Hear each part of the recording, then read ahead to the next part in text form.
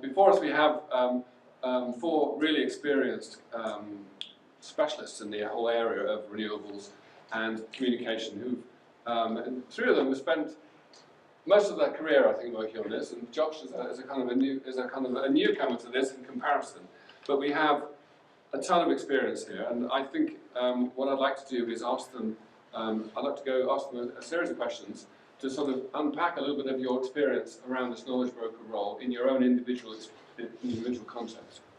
And then we'll have a bit of a discussion across the group, and then I'd like to open it up to questions. So start thinking about questions you'd like to dig down on now, and we'll get to those at the end. But I would like to start with you, Bill Becker.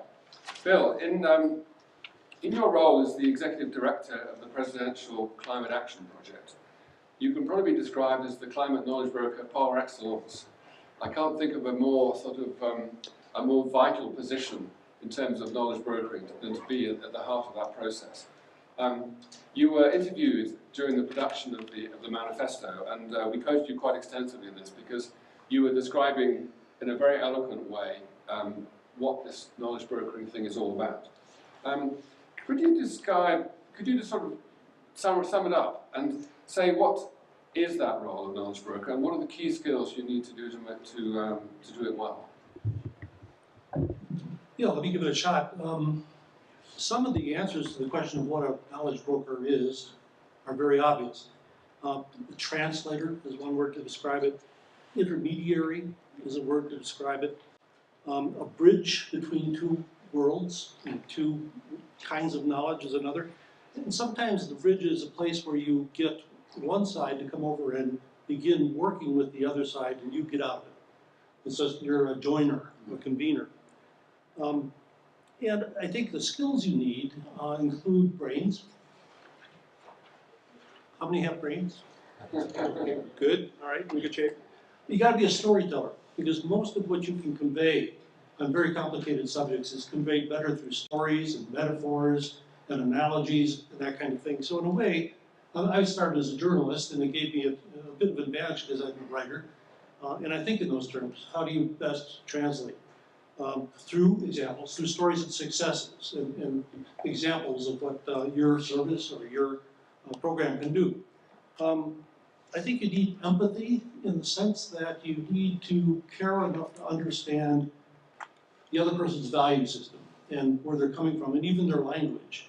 And you have to have enough humility to speak in their language instead of yours. One of the quotes you referred to is one to live by for me, and that is, it used to be that I go out and try to convert people to my point of view. And then I grew up enough to understand that the real way to deal with them is to understand their point of view and speak to them in that way. And if you're clever enough to make your point of view translated into theirs, if that makes any sense to you.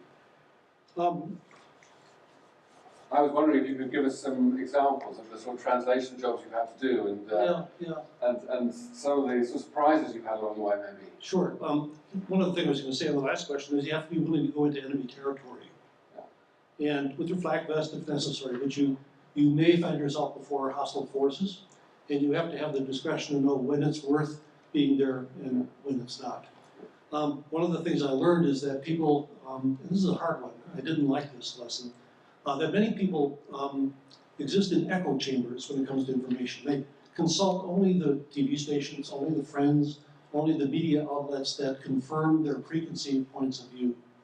And that gives them satisfaction. They don't challenge themselves. So sometimes you're going to confront people in an echo chamber, and you have to decide whether you're going to jump into their chamber or invite them out to common ground. One of the surprises I had, I was passing through French customs, and the lady noticed that it was passport control, and the lady noticed that I was going to a climate conference, and she said, "Do you believe in climate change?" And I said, "Yeah, of course, of course." And when I got 10 steps later, I realized that that wasn't the right answer, because it's not a matter of faith, it's a matter of science, and that I had to be real careful about the context in which I talk about climate change to help people understand that it's a science that we're talking about, not faith. I think that'll do it for the first question. Okay. Thanks very much, Bob. Now let's move on to Chuck, and let's see if we can get this. Is it on? Is it already on? Give it a go. Yeah, that's good. Sounds good. You spent many years at NREL before moving to the University of Denver in a number of senior roles where communication was. I think this is for me. Wrong question. Oh, it sounded like me. Why don't we do this one anyway? Okay, let's start. Bob's going to do this question. Yeah. Bob is now at the University of Denver, you played a number of communication roles, and I'd like to talk to you about one aspect of this in particular. Is the challenge of communicating the scientific knowledge coming out of NREL to policymakers in Washington and elsewhere who were clearly not specialists. I mean, how easy is it to strike the balance between communicating the intricacies of the research and the caveats that scientists always want to put onto things, with the kind of the much simpler messages that policymakers want, and the certainties that they're looking for. That must have been a kind of a common challenge for you. And what do you think were the kind of tricks of the trade here? That's a really good question, and a huge challenge is, I'm sure the audience can imagine, when you have a laboratory made up of brilliant scientific minds and engineers, but getting them to be able to articulate in a short period of time in a very effective way what it is about the research that is important was always a challenge in the years that I did, and I'm sure it's even more so today.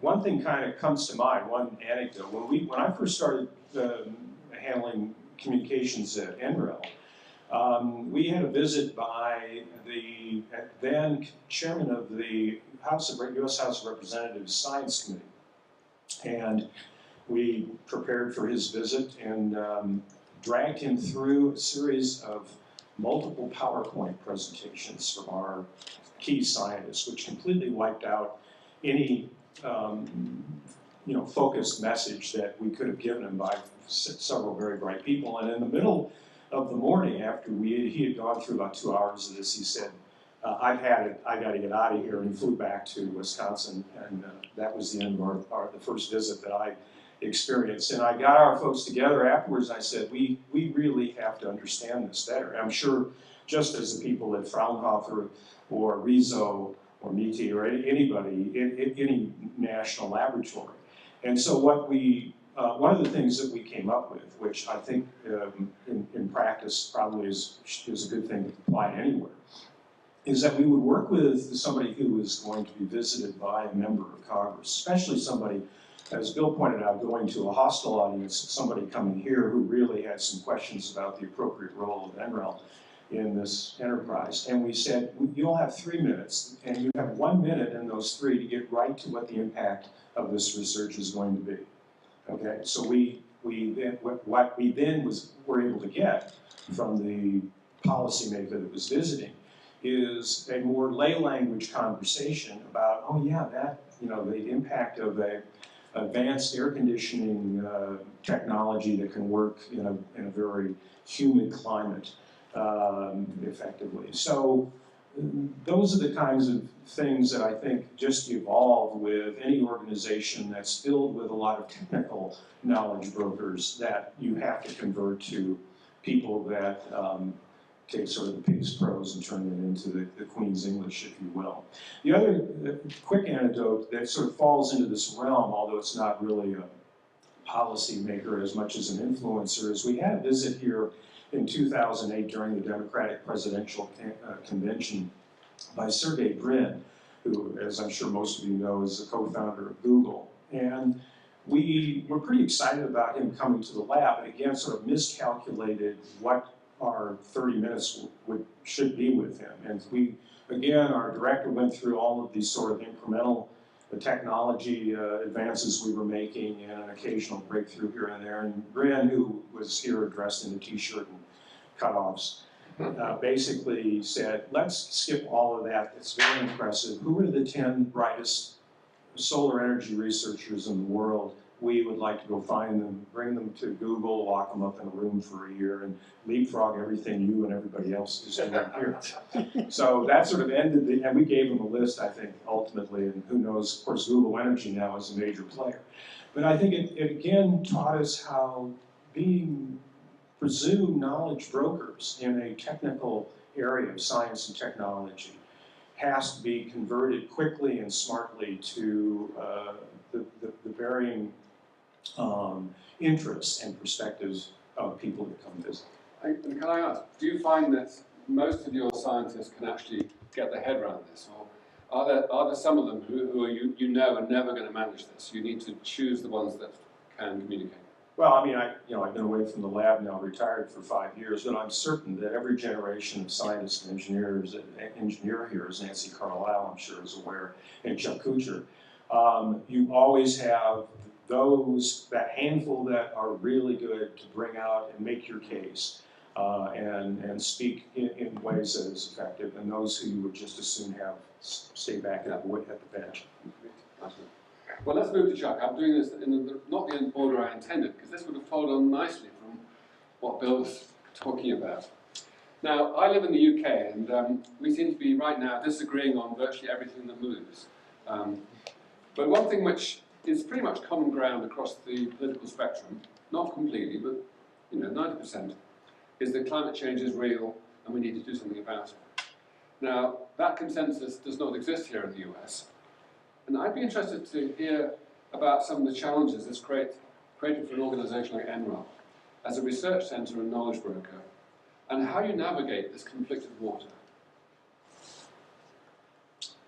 Okay, let me start by saying I do think it's great that British politicians seem to be better informed than American politicians on this subject. But I will point out, about 3 years ago, there was an internet survey, and a question was asked. Actually, it was a statement, and people were asked to state whether they agree or disagree with the statement. And basically it said, climate change is essentially caused by mankind. And they asked this question in about 15 different countries. The people that believed that the most were the folks in China. They believed that climate change was caused by mankind. The bottom 3 countries were Australia, the United Kingdom, and the United States. So I think you have to ask yourself, what kind of information are these people getting? So I don't think it's a coincidence that the same person who owns Fox News and owns the Wall Street Journal and owns publications in Australia and in the UK basically propagates a certain amount of information and misinformation on climate change. So I think this whole idea, so it's not just working in a national lab where you have a problem. I think it's very difficult to discuss this subject because it's been, the well has been poisoned, so to speak. There's a professor at Drexel University, Robert Brule, and he went through IRS records, and he estimated, and it was over a 4 or 5 year period, that over $500 million have been spent by US industries on climate change misinformation. And in certain ways, we've taken a knife to a gunfight. I mean, these people are really serious, and so we're up against a very, very difficult opponent here. The other thing I want to say is that we're all familiar with the people who are really dyed-in-the-wool climate skeptics. Those aren't the people that concern me. The people that concern me are the people that get climate change, they understand it, but they're afraid to talk about it. Mm. And I think that has been, unfortunately, the most successful aspect of this big misinformation campaign. I've been involved in a couple of different debates. There was only one where I was directly involved, but I'm thinking of 2. One was a climate scientist from CU Boulder who was, quote, debating a lawyer from the Competitive Enterprise Institute, and the other one was just a couple of months ago in Capitol Hill. It was a climate scientist from Colorado State who was debating someone from the Heartland Institute. And one thing that struck me was, in both cases, the people giving me misinformation made statements that, to me, are very easily proven to be unfactual or illogical. Mm. And in both cases, the scientists ignored what the falsehoods were and instead said, hey, here's what we know about the science. So the audience in both cases got one side of the story and another side of the story and never got the explanation of why this is a bunch of baloney. So I personally feel we have to do a better job of, I actually gave one talk at the state capitol where I went through all the skeptic arguments for the legislators and made the case, here's the argument, can you see what's wrong with this argument? And people get that if you explain it in simple terms. So I think we have to do that. I think we have to communicate better. I think we have to recognize, I mean, the stuff you folks are doing is the kind of stuff we need to be done, needs to be done. But I think we have to get smarter. I think we have to realize that we have a tough opponent and we better do a better job of communicating. Good, right. Well, there's a call to action. Let's move on to Josh Agenbroad. You're a manager at the Rocky Mountain Institute in the transportation and industry practice. I was reading on your website that the Institute's approach is to focus on unlocking market-based solutions so they can be replicated and implemented now. So this is interesting to me that you are explicitly positioning yourself on the interface between the policy world and the private sector, which is obviously driving so much of the innovation in the US and worldwide. And I think that's distinctive from many of the organizations in the group here, because I think many of us are working in the public sector mainly. So this is really interesting. As a knowledge player, what do you have to do to be taken seriously by both the public sector and the private sector? Okay, so I think it's definitely true. I think that's kind of the core of what RMI has been doing for a while now. And even when we work with governments or the public sector, I think we focus on the market solution or things that have a business case. And the reason we do that is because we think those are the things that have the best opportunity to scale up as quickly as we need to. So then thinking about how do you communicate with those people and how do you work with those people, I think first and foremost you have to have sort of a basic understanding and sensitivity of both the technology and then also the economics behind it. So you have to kind of know where the payback might come from or what the benefit's going to be to this audience. Because you know, putting yourself in their shoes, we're trying to have an impact, we're trying to create action, but if you tell them to do things that could make them go out of business, that's no good for anybody, at least with the people we're working with. Maybe there's some cases where we would rather that people actually go out of business, some of the deniers that, that you mentioned. But, so I think that's the first thing, is that basic understanding.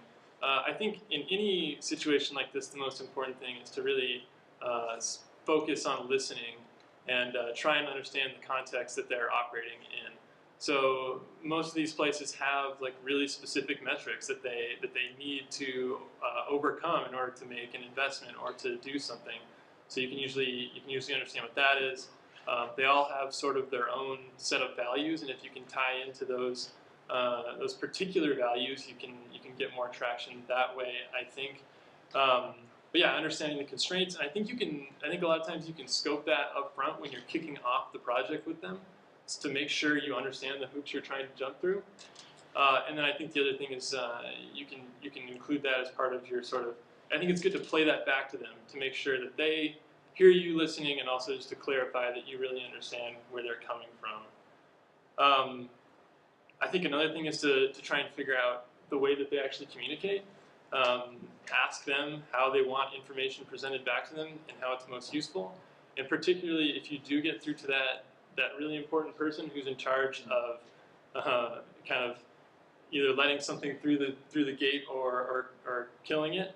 A lot of times those people are the people who have the very least time to hear something. So you have to be able to kind of have that executive summary, that elevator pitch, and you have to be able to get to the point and then give them the recommendations, and hopefully they ask for clarification and listen to your methodology and everything that you did to come up with those ideas after you hook them in with the what do you do.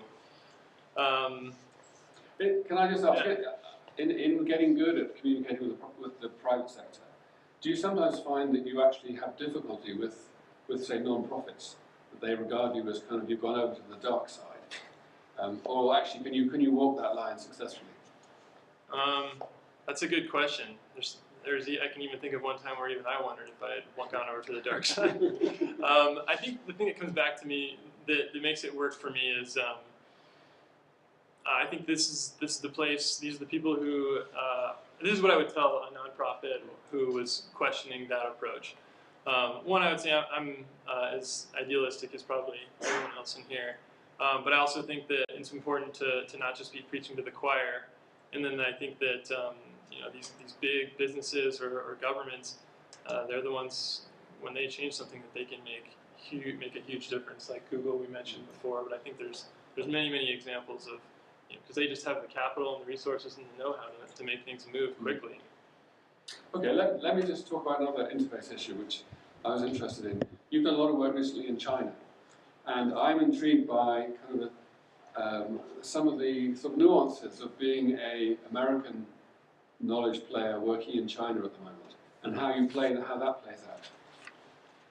Yeah, so there's a lot of stuff I could talk about there, and I think I have to choose which things to mention. But I think one thing is it's obviously a totally foreign environment, very complex culture, and I think you just have to admit that even best case scenario, you're just going to be confused at a higher level. But again, you just have to really take the time to listen and try and understand the context and where they're coming from. Part of it is a language issue, but even when you have a really good translation, there's cultural things that get lost. So just trying to really ask a lot of clarifying questions and try and learn about their communication style. And one thing I've found over there is that the government communicates in a very different way than the private sector there. I think data is obviously challenging there, both availability, sensitivity, and then reliability. You always have to question the data you get and see, does this really make sense? And I think the other thing there is just how different things can be on the ground. Practically speaking, you can see the laws, but are they enforced? Or if there's any window of opportunity for someone to be entrepreneurial and find their way around something, they will. So just trying to. And the other thing is spending time on the ground. Yeah. When you're working these places, you have to travel a lot and get out there in the field. And once you've done that, do you find that you are actually being taken seriously and people are listening, or do you think there is still quite a big barrier where you're not necessarily being heard for what you're saying? I think there's a lot of, in my experience in China with the people we were working with, which was it's called Energy Research Institute. It's part of NDRC, which is the leading sort of economic think tank. What I think is that there's very genuine interest in the knowledge that can come from other parts of the world, and what they're very most interested in, and the starting point for those conversations is like international best practice, and just saying here's case studies from the U.S. or Europe, and here's what's worked, but stopping short of saying this is what you need to do in China, because that is when you'll get but China is very different, which it is and it isn't, but you just got to have that conversation. How interesting. Let me just ask a couple of kind of cross-cutting questions for everybody. And the first one is the question around financing of knowledge brokering work. This new generation of knowledge brokers is going to require resourcing to make it happen. This is it's going to require investments in technology and in people, not for 3 or 5 years, but for decades to come. If we are talking about getting to the level of kind of knowledge broker sophistication and range that which was needed. But right now, sustainable funding is the real Achilles heel for nearly all of our organisations. It's relatively easy to get funding to set things up, but all too often, the month after the platform has been launched, you discover the money's run out. And this is why I've called them zombie websites. There's so many zombie websites out there. They're still there, but they're not actually alive anymore. How do you see this knowledge broker work being financed in future? I mean, is government funding the answer? Or are some of these new philanthropic sources perhaps the way to look? But maybe is the private sector going to take over this role? I'd be very interested to get your feelings on kind of where we should be looking. And Bob, Bill, do you want to start? All of the above, and I'll tell you why. It depends on the moment. One of the things we need to do is look for the teachable moment in the audience we're dealing with, and climate is a great teacher. All the skepticism and all the resistance to climate change is going to go away at a certain point when the weather gets so bad that only fools and suicidal policymakers can deny that climate change is real. That's the teachable moment. Hopefully there's many before that, because if we wait too long, the teachable moment will come too late, and climate change will become irreversible. But when that moment comes, and even leading up to it, you're going to find more corporations wanting to deal with their climate risks, more governments wanting to deal with climate policy, more philanthropists wanting to save humanity from the climate change, and so on. There's one other thing I wanted to say, Geoff, a story that I forgot to tell earlier. Climate change is not a happy story. It's very hard to go in and tell people to do something, easier to tell them to do nothing. And it's very scary. People would much rather feel comfortable in their nest and not be challenged by this. But there's a great appetite for positive stories about climate change. Several years ago, in 2012, the United Nations, I heard, was looking for a slogan for the Rio +20 conference. And a friend of mine had told me, use the words, the future we want, once. I went to the United Nations and I said, here's your slogan, the future we want. He took it all the way up to the Secretary General.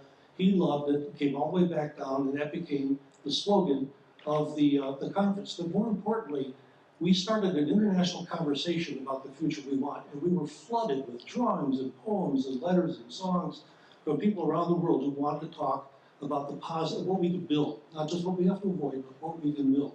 So think about how to translate a very sad and scary story into something hopeful and help people envision the future we can create if we try.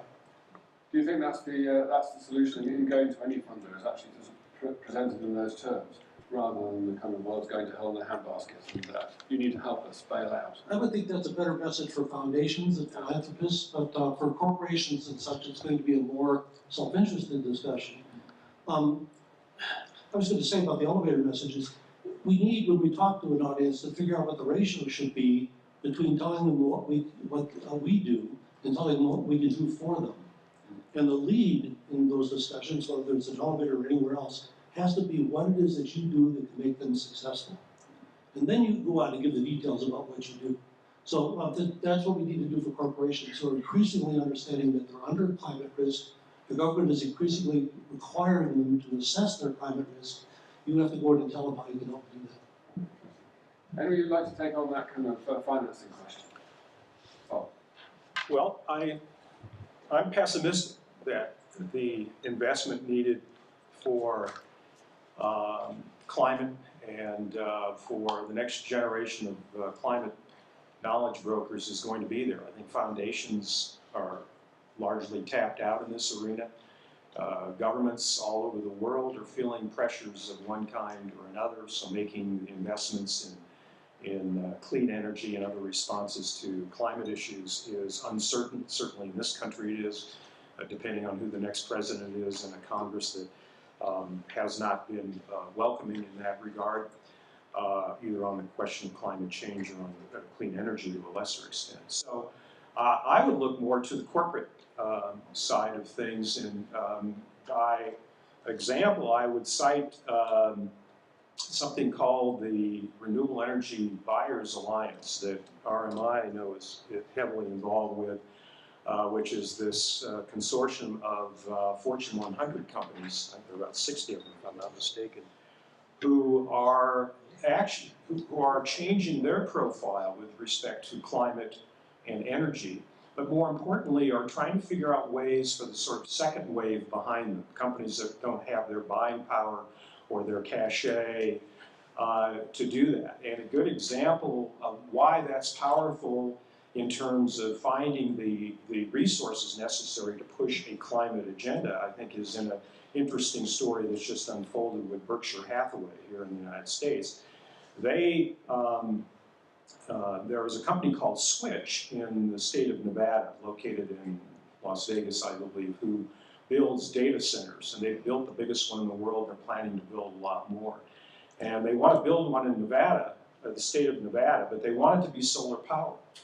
And this got Berkshire Hathaway's attention because Berkshire Hathaway now owns NV Energy, big utility in Nevada, which may have been resistant or reluctant at first, but Berkshire Hathaway sort of got it. And so it's not only And so now that plant's going to be built with all the solar bells and whistles on it because Switch, the company, the customer of Berkshire Hathaway, in fact, said, we'll go somewhere else if NV Energy doesn't want to build it for us. So that changed the trajectory of not only of what's happening there, but Berkshire Hathaway now and its holdings are responsible for 8% of the wind generation in the U.S. and 7 or 8% of the solar generation holdings of Berkshire Hathaway. So I put it to you. I think that we can't rely on governments as much as I wish we could, as much as we have in the past. We can't rely on philanthropy as a certainty. The NGOs have battles just to keep themselves afloat. I think this corporate wave of the folks at Facebook or Amazon or Google or Apple, Microsoft, who are becoming big energy companies themselves, but also pushing this forward is the wave of the future. Can you see them actually getting behind independent knowledge broker work, or is it about them finding a way of making a profit themselves? Well, I think it's more the latter, certainly. I mean, they have a self-interest to make money. But the fact that they join these alliances, and there's one called, I think, RE100, based in Europe, if I'm not mistaken. Anyway, there's these collaborations now that the big companies are wanting to get into to try to make things different, change the rules. Exactly. Any other things, Brian? I guess what I would say is that I think that a lot of these technologies now, there is enough of a business case behind that the private sector can supply some funds. And I think the thing you're referring to now is called the Business Renewable Center, and it's actually grown quite a bit beyond those initial 60 companies. And we actually make pretty good money off it because they pay a fee in, and then we help with sharing lessons learned, and then it's actually moved even more now beyond that to like figuring out what the pain points are and then working together to see how could you overcome those. There's another piece that came out of it that is focused on a different market segment, like instead of the really, really big companies like that, the smaller like commercial or light industrial stuff that RMI owns a stake in it, but it's a spin-off as a private sector company. Another example would be, well, we do some fee for service stuff, straight up consulting, but then you could also look at like Bloomberg New Energy Finance, which is for profit, but helping grease the wheels by providing knowledge back and forth on the deals that are being made, the cost they're being made at, all the sorts of things that help companies do these things. But another thought that comes to mind for me though is that there are also a lot of other technologies and challenges that the business case is not there quite yet, and that the solutions are a lot less known. And what I would say is that's kind of like reloading the queue, right?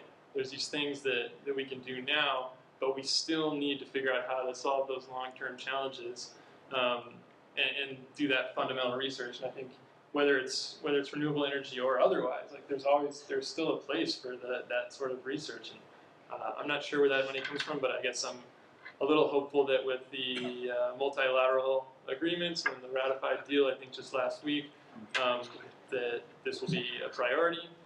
Assuming that governments are going to be held to this, that they need people to help them figure out how to do it.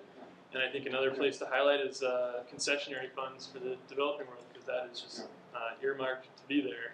And there's a lot of knowledge brokering in particular there. Bill, do you have one? I just wanted to follow up on the corporate side, or the hope for money from corporations. Lord Nicholas Sturm, famed British economist, said famously that climate change is the result of the biggest market failure in history. And it turns out that clean energy is the biggest market opportunity in history. And more companies are going to realize that and not bet on the old things that they've invested in, start betting on the new. The translation job there is the C-suite trying to persuade the shareholders that investing in renewable energy or sustainability is the right thing to do, that it's profitable, it's moral, it's the right thing to do. So there may be a role for some of us in helping corporate executives explain to their shareholders and their directors why they ought to move in the direction of clean energy and invest in a more sustainable future. Yeah, I guess maybe just add a couple things. So Bill mentioned Nicholas Sturm's study. Sturm's study is not the only one. There's several studies that have basically shown that cleaning up the damage from climate change costs about 10 times as much as preventing climate change. So, when people say, we can't afford to address climate change, I think the response is we can't afford not to, because we're going to get more and more of what we just saw in Louisiana. These extreme weather events, 500-year floods are happening every 10 years. So I think that's part of the economic argument we need to get across. Research was mentioned. This is going to come strange coming from a researcher. I've spent my whole career in research. But you have to be a little bit careful. When people like Bill Gates say, let's spend $1 billion developing breakthrough technologies, that's a distraction. The fact is we have all the technologies we need to address climate change. I mean, you look right now, the power purchase agreements for central photovoltaics are down as low as 4.5 cents a kilowatt hour. Wind is down around 3 cents a kilowatt hour. We have all the technologies we need to address climate change. In fact, typical efficiency measures, and if you look at the International Energy Agency, if you look at their investments to get to the 2°C target, 60% of those investments are in efficiency. Efficiency runs typically around 2 to 4 cents a kilowatt hour. If you bundle efficiency with renewables, you can actually save the economy money. In terms of this funding, this one other thing I was thinking of, and that is, I think part of the problem is the environmental industry in this, environmental organizations in this country are fractured. They're not focused. And I think if, the analogies have been made lately about World War II. I think that's a very good analogy. Climate change is just as serious as the fascist threat that we experienced in 1939, 1940. Even more. Yeah, even more. Good point. Here's a term that I hear a lot at NREL. I don't know, I guess Nancy's not here anymore, so I can say it, but we keep hearing the term resilience. We have to be resilient.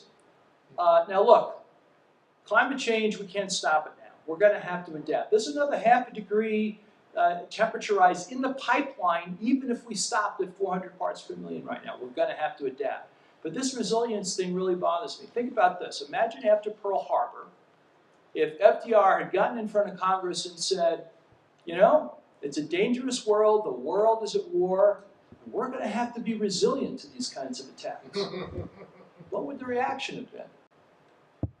What we have to do instead is we have to take all the stuff that we already have, we've already developed it, it works, it's cost effective enough, and we got to get it out there.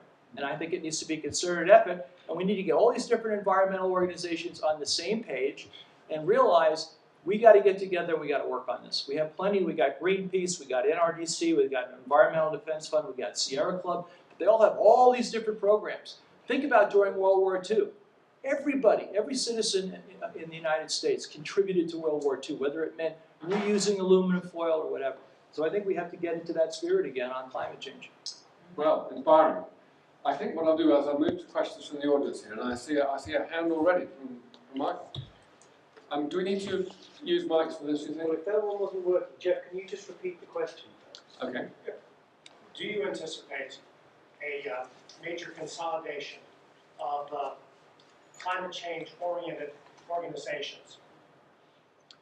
And you just said, and I agree with you completely, that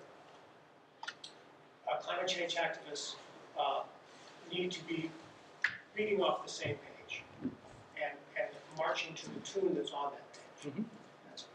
So the question is, do you foresee a consolidation of climate change players? There's some consolidation already happening, maybe in desperation, I don't know. I mean, the resistance from groups is that their membership base and their funding comes from them fighting the wars, not from fighting a group war.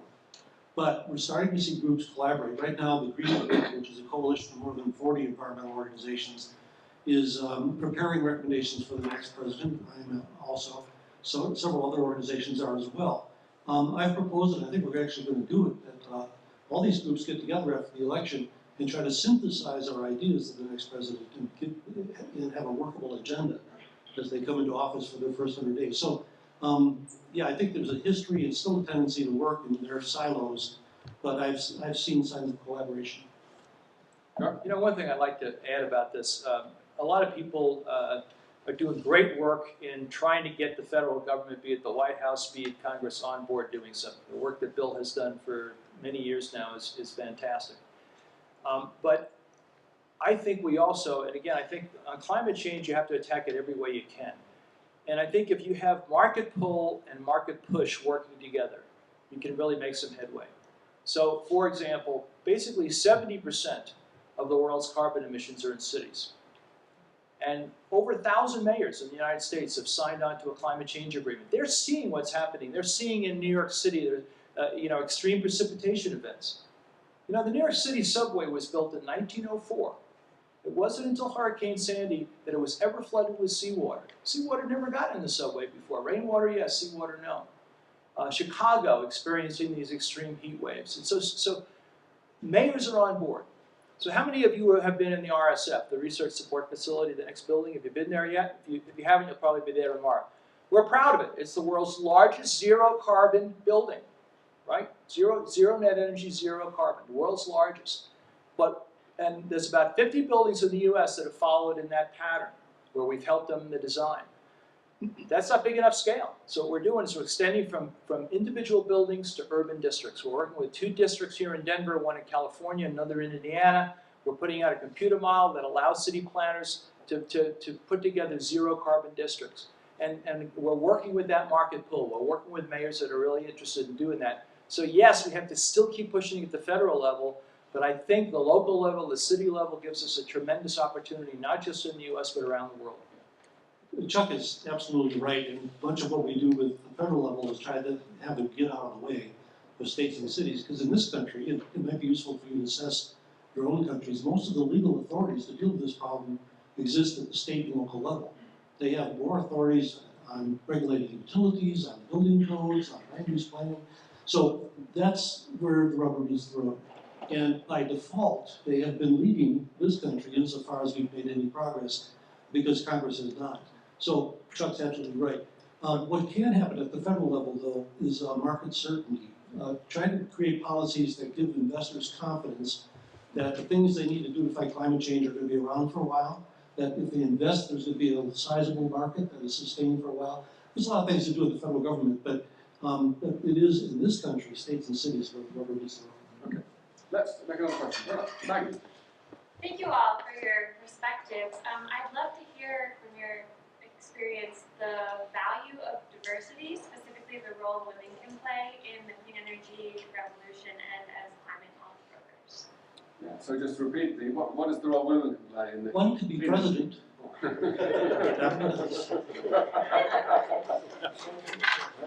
That was pretty succinct. I think in every arena that we need, whether it's getting more diversity in the pipeline of engineers and scientists, policymakers, lawyers. I think of my own class that I teach in law school. When I started teaching it 10 years ago, the class had few women law students in it, and precious few students of color. That's now changed dramatically. And I think that's important. We have to continue to excite. And by the way, in terms of knowledge brokering in general and doing it right, one quick thing about that, and that is aligning your audience with who's speaking to them. In teaching my class, I found that bringing in guest lecturers who really know their stuff on clean energy, but they kind of look like me or from that generation, compared to bringing in millennials that just joined a law firm or just went to work for the state on climate or clean energy stuff.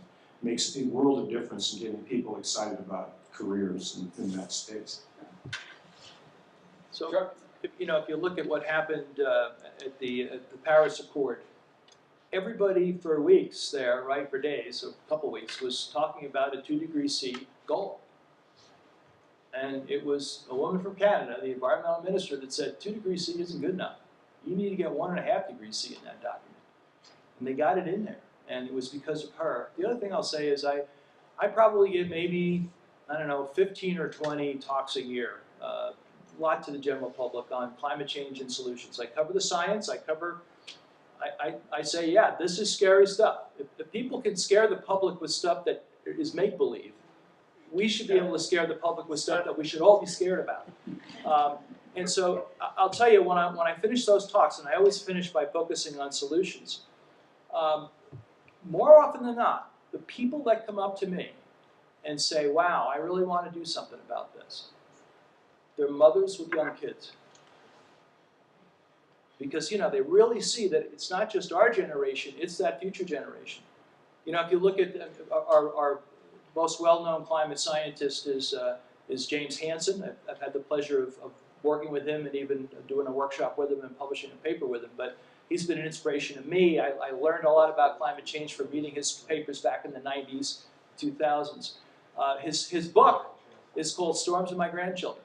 And anytime you see Jim Hansen give a talk, he always is showing pictures of his grandkids, and that's really what motivates him. He's got a bunch of kids now that are suing on behalf of climate change action. And so it's the kids and in particular mothers that really recognize that want to act and are taking action.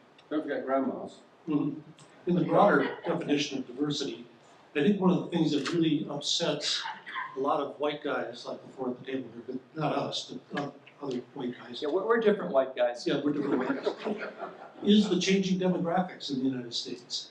And this is true in Europe as well, with refugees and others coming in from other countries. And the United States is not becoming the country that we all knew and loved. It's becoming a different country. And we have to think about diversity because pretty soon diverse groups are going to outnumber white groups, they're going to control the political process, and they have their own needs that we need to begin to attend to. We need to synthesize all of these different races and genders and things into what we're doing, what we're thinking about, the society we're trying to build, because they are going to be a huge part of it. That's, yeah. I had a conversation with John Cook, University of Queensland, Australia, about this meeting about a week ago, and he basically said one element that's missing here is an awareness of how much damage misinformation is doing.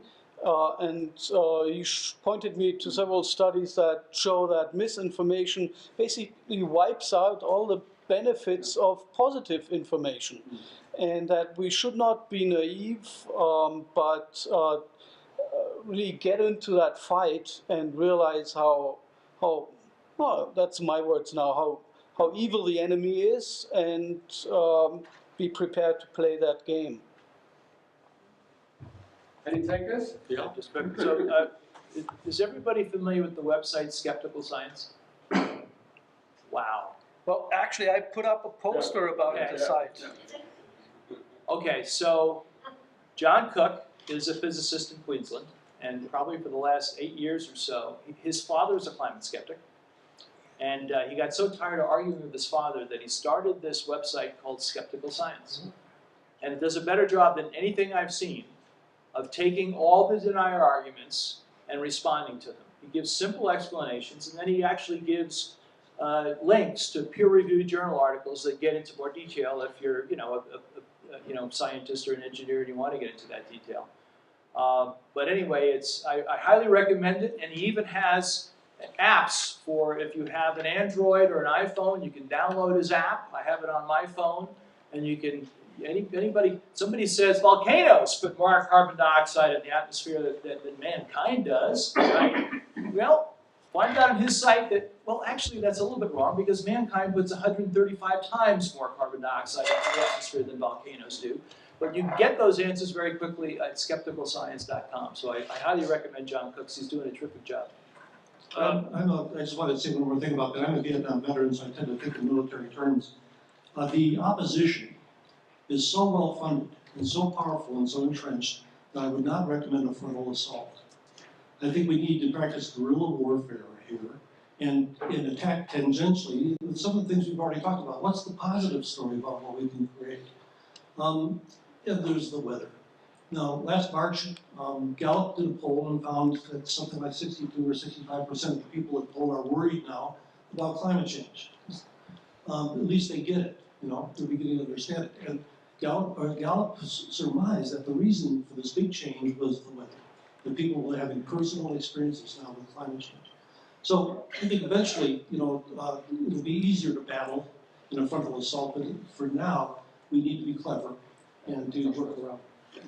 I was kind of going to build on that a little bit and not just focusing on the sort of the negative side of things, because I think when it comes to convincing people, not everybody responds well to just being, to just saying, we've got this big problem, it's a huge challenge, we all need to be scared. Some people, in order for them to not deny, they need to know that there's an option, an attractive option, and that actually there are a lot of opportunities that come with this, regardless of what you believe or what you believe, or what your values are. And there's plenty of stories to tell there. And I guess what I would say from my really personal experience is, my dad, he's not politically inclined to care about the environment or believe in climate change, but he gets pretty excited about his solar system that he has on his house. And he likes the payback on it. He responds to the independence it gives him from the utility. I mean, there's stories we can tell to get people excited and say, okay, this is a little scary, but actually we have options, so let's work together. Yeah, Bob? Yeah, I'll just pick up on that, because this conversation just made me think of maybe somebody who ought to get the climate knowledge broker profile encouraged. In the state of Florida, which is called the Sunshine State here in the United States, we have a governor who has directed his departments to not use the term climate change. Okay, this past year, although it has failed for legal reasons, there is a major solar ballot initiative that was pushed in the state. The woman who headed that initiative is a Tea Party Republican who, just as your father had reasons that sort of move around from let's do something about climate, but led the charge, sort of the frontal assault charge there. So, I mean, there is this world of skeptics, but there are people who are gettable, I guess is what.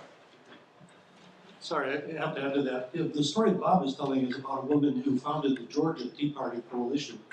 And much to everyone's surprise, she partnered with the Sierra Club to change the utility policy that was standing in the way of solar energy. And her pitch, rooftop solar, her pitch was that people ought to have a choice, that we have monopoly utilities around this country dictating how we get our energy. And people ought to have the right to put a solar collector on the roof. And that appealed to the right. And so there was this unusual bedfellow thing that happened. Exactly. Thanks so much for coming. There's been some great insights here, and you've given us a real lift to kick off our workshop for this week. So thanks again.